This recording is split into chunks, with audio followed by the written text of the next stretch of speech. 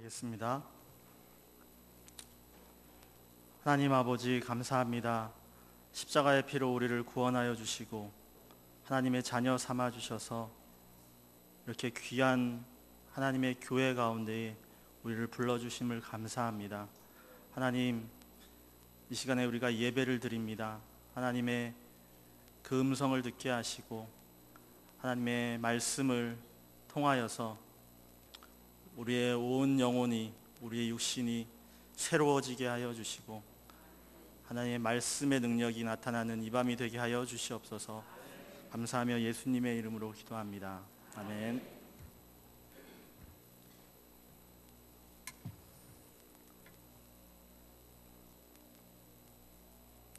성경의 서신서에서 바울이 교회에 인사를 할 때 은혜와 평강이란 말을 많이 사용합니다.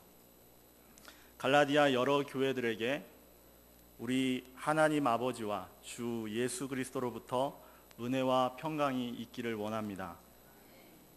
우리 하나님 아버지와 주 예수 그리스도의 그 은혜와 평강이 우리 사랑하는 남부민 중앙교회와 또 귀한 성도님들 가운데 있기를 원합니다.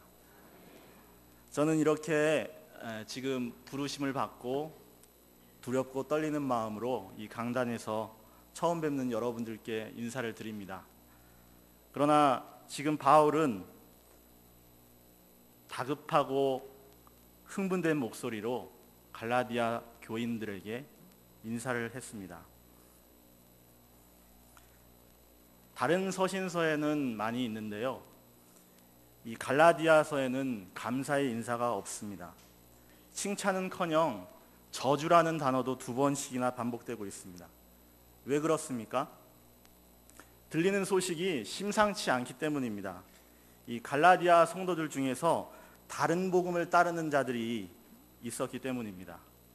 심지어 유대주의 선동가들 중에서는 사도 바울의 그 사도직에 대해서도 의심을 했습니다. 그래서 1장 1절에서 보면 바울은 사람으로부터가 아니라 오직 예수 그리스도와 그를 죽은 자 가운데서 살리신 하나님 아버지로부터 사도가 되었다라고 밝히고 있습니다. 저는 이 시간에 사도 바울이 전한 복음이 무엇인지, 그리고 다른 복음이 무엇인지 함께 살펴보고 이를 통해서 선교적으로 우리가 어떻게 적용해야 될 것인지를 함께 나누기를 원합니다. 먼저 복음이 무엇입니까? 하나님은 바울을 이방인의 빛으로 삼았습니다. 안디옥 교회의 파송으로 바나바와 함께 갈라디아 지방에서 복음을 전했습니다. 그 뒤로 그곳에서 교회들이 세워진 것이죠. 사도행전 13장과 14장을 보면 갈라디아 지방의 1차 전도 여행이 잘 나와 있습니다. 사도행전 13장 23절에 보면 하나님이 약속하신 대로 다윗의 후손에서 이스라엘을 위하여 구주를 세웠노라, 그가 곧 예수라 라고 말하고 있습니다. 하나님의 구원이 예수를 믿는 유대인과 이방인에게 임박했음을 선포하고 있습니다. 하나님께서 예수 그리스도로 영원한 생명을 주시려고 우리에게 복음을 주시고 우리 죄인들을 부르셨습니다. 갈라디아서 1장 4절의 말씀처럼 그리스도께서 하나님 곧 우리의 아버지의 뜻을 따라 이 악한 세대에서 우리를 건지시려고 우리 죄를 대속하기 위하여 자기 몸을 주셨습니다. 이것이 복음입니다. 그리스도께서 자기 몸을 주신 것입니다. 우리 죄에 대한 하나님의 진노를 돌이키시도록 화목제물이 되셨습니다. 로마서 3장 23절 24절의 말씀을 보면 모든 사람이 죄를 범하였음에 하나님의 영광에 이르지 못하더니 그리스도 예수 안에 있는 속량으로 말미암아 하나님의 은혜로 값없이 의롭다 하심을 얻은 자가 되었느니라, 이렇게 고백하고 있는데요, 속량은 죄를 몸값을 치르고 해방시켜 주셨다라는 뜻입니다. 예수님께서 우리의 죄를 속량하셨습니다. 우리를 죄에서 해방시켜 주셨습니다. 히브리서 9장 28절에 이와 같이 그리스도로도 많은 사람들의 죄를 담당하시려고 단번에 들이신 바 되었다라고 말씀하십니다. 하나님의 뜻은 예수님이십니다. 우리의 구원은 예수님으로 충분합니다. 이 복음이 바로 은혜와 평강입니다. 복음을 값없이 내게 주신 것이 은혜이고 그 복음이 내 안에 역사할 때에 평강을 누리게 됩니다. 나같이 무가치한 자에게 어떻게 그 크신 사랑을 주실 수 있을까? 얼마나 감사한 일인가? 예수님이 내 안에 오셔서 내가 구원의 소망을 가지고 이제 이 세상을 사는 것이 얼마나 큰 영광입니까? 예수님이 이미 내 안에 오셨는데 부족한 게 또 무엇이 있습니까? 예수님으로 만족하는 것이 평강입니다. 6절에 보면 그리스도의 은혜로 너희를 부르신 이를 이같이 속히 떠났다라고 말씀하십니다. 여기서 은혜는 구원의 방법이기도 하지만 또 구원받은 결과이기도 합니다. 구원받은 성도는 은혜 안에서의 삶을 계속 살아가는 것입니다. 우리가 얻은 구원이 어떻게 얻은 것입니까? 예수님의 피값으로 값주고 사신 것이 아닙니까? 그런데 이 갈라디아인들이 이 은혜의 삶으로 부르심을, 이 은혜의 삶의 그 구원의 결과에서 속히 떠났다고 말하고 있습니다. 여기서 속히란 너무 빨리, 갑작스럽게, 성급하게 이렇게 떠났다고 말할 수 있습니다. 복음을 받아들인 지가 얼마 되지 않아서 어떻게 이렇게 성급하게 떠날 수 있을까?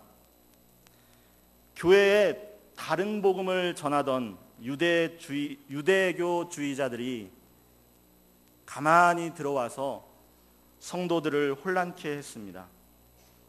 그러면 두 번째로 이들이 전하는 다른 복음이 무엇입니까? 예수님 한 분으로 구원받기에는 충분하지 않다라는 것입니다.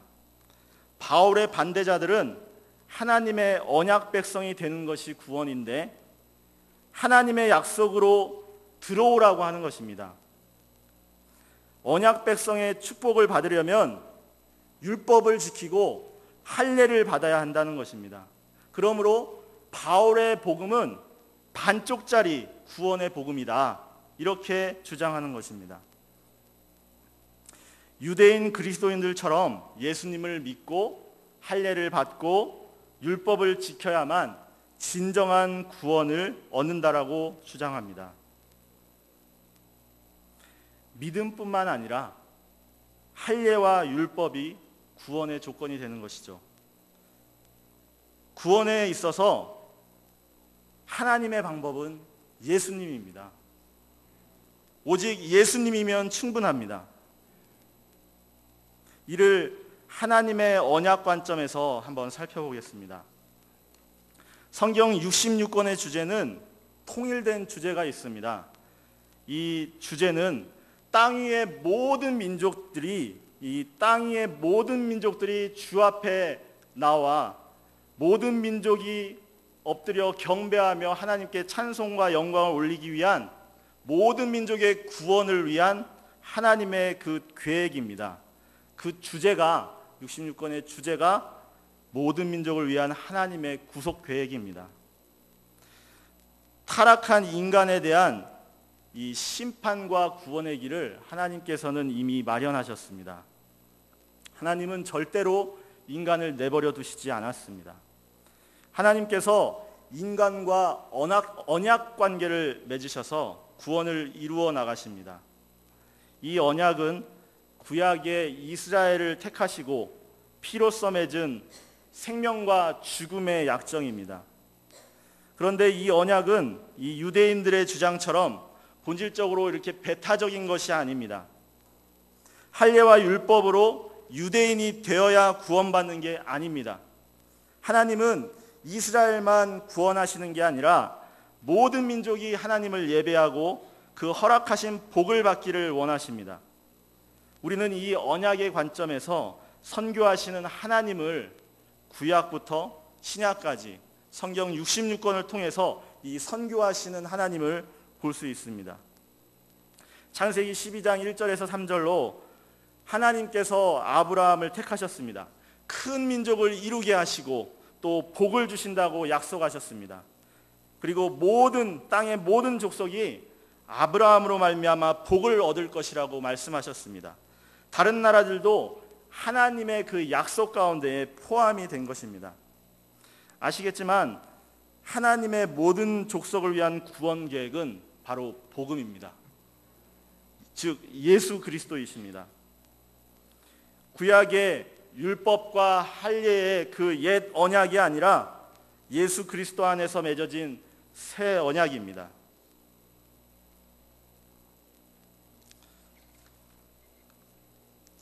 이렇게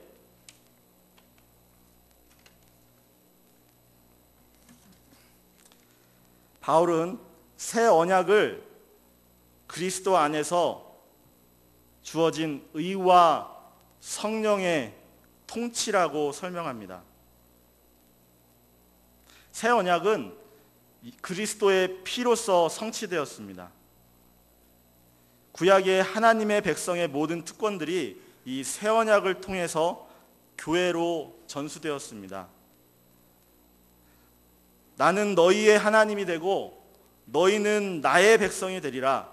내가 너희를 영접하여 너희에게 아버지가 되고 너희는 내게 자녀가 되리라. 고린도후서 6장 16절의 말씀입니다. 이렇게 하나님께서 이제 그 새 언약 가운데에 우리를 아들로 삼아 주셨다는 것, 약속대로 유업을 이을 자로 삼아 주셨다는 것, 아브라함의 약속된 그 유업 가운데에 우리를 참여시켜 주신다는 것, 하나님의 나라를 우리가 유업으로 상속받았습니다. 이런 이유로 우리 교회는 하나님의 영광을 바라고 즐거워하며 또 일찍이 이스라엘의 특권이었던 하나님께 예배하는 그러한 영적 예배로서도 우리 교회가 그 성도의 특권을, 교회의 특권을 얻게 되었습니다. 그런데 이제 우리가 이러한 특권을 누리는 것이 아닙니다. 마지막으로 우리 신분에 대한 중요한 의미를 살펴봐야 합니다. 갈라디아서 1장 10절의 말씀을 보면 우리는 이제 예수 안에서 은혜의 삶을 살아가는 그리스도의 종이라고 고백하고 있습니다. 우리는 그리스도의 종입니다. 예수 그리스도로 종의 관계 가운데에 우리가 예수 안에서 그리스도의 종이 되었다라는 사실입니다. 누가 주인입니까? 하나님이 주인이시고 예수님이 주인 되십니다. 이제 내가 살아도 주를 위해 살고 이제 내가 죽어도 주를 위해 죽는 것입니다. 종은 자신을 기쁘게 하는 삶이 아니라 주인인 하나님, 예수님을 기쁘시게 하는 삶을 살아야 합니다.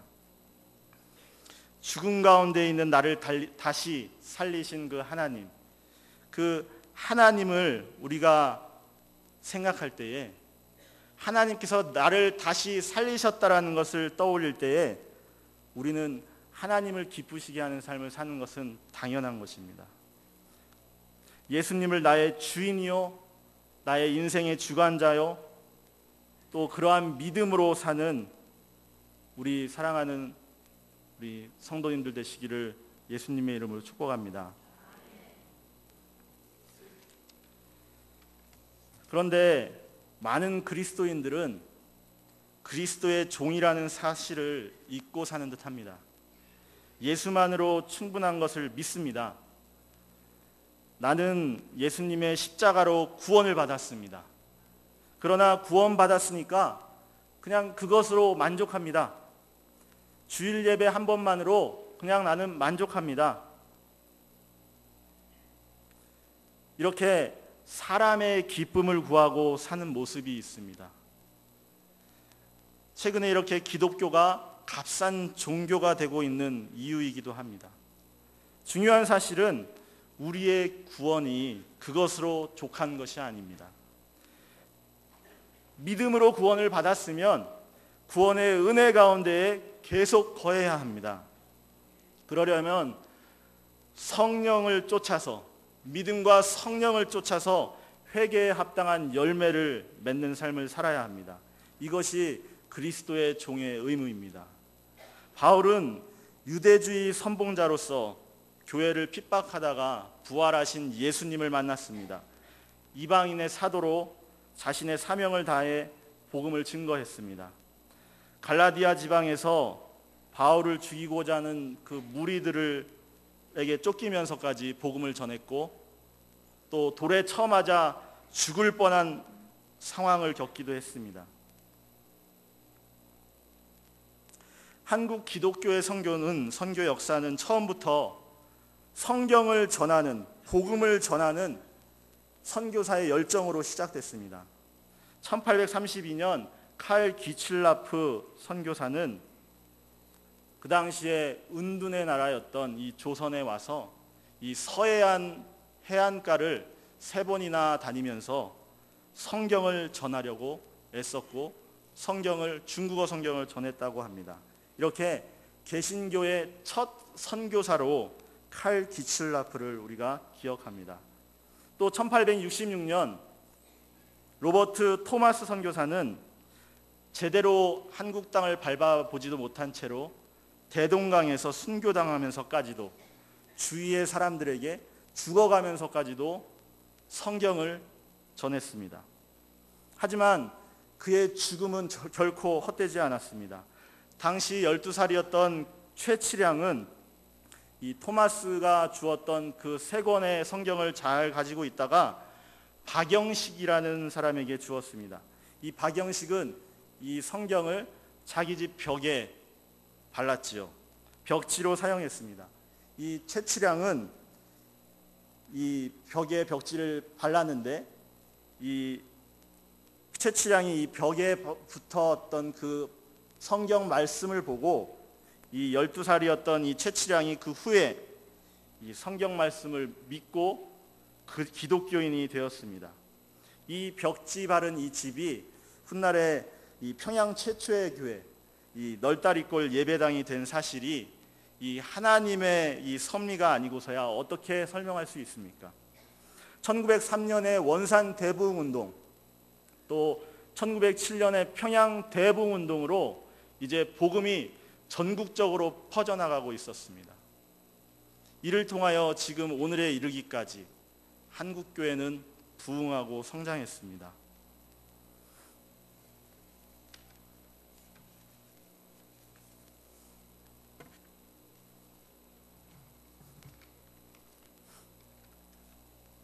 이렇게 바울, 또 기칠라프, 또 토마스 선교사, 이 모든 사람들은 그 구원의 은혜 안에서 믿음과 성령을 쫓아서 그렇게 살았던 그리스도의 종들이었습니다.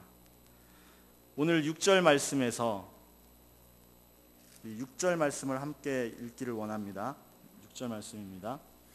그리스도의 은혜로 너희를 부르신 이를 이같이 속히 떠나 다른 복음을 따르는 것을 내가 이상하게 여기노라. 아멘. 1907년의 그 부흥운동이 아주 멀지 않습니다. 불과 이제 100년이 조금 더 지났을 뿐입니다. 이 평양 대부흥운동이 고작 100년이 조금 지났습니다. 이렇게 얼마 되지 않은 이 시기에 우리도 이 갈라디아 교인들처럼 이같이 속히 은혜를 떠나고 있지는 않습니까? 예수님만으로 충분한데 예수 복음 외에는 다른 어떤 것도 세상의 가치관과 세상과 다를 바 없는 그런 사람을 기쁘게 하는 일로 우리가 분주하고 있지는 않습니까? 본문에서는 천사라도 다른 복음을 전하면은 저주를 받을 것이라고 경고합니다. 우리는 예수 복음으로 구원받은 성도입니다. 예수 안에서 하나님의 자녀여 아브라함의 약속의 유업 상속자가 되었습니다. 그러나 우리가 잊지 말아야 할 것은 하나님을 기쁘시게 하는 그리스도의 종이라는 사실입니다. 이방인이었던 우리를 구원하셨던 그 선교의 하나님께서 여전히 우리와 함께 계십니다. 그 하나님께 감사 찬양을 드립니다. 피 묻은 복음의 대가로 우리가 구원을 받았음을 잊지 말고 우리도 또한 사나 죽으나 주의 것이다. 사나 죽으나 주의 것인 그 인생 살아가기를 예수님의 이름으로 기도합니다.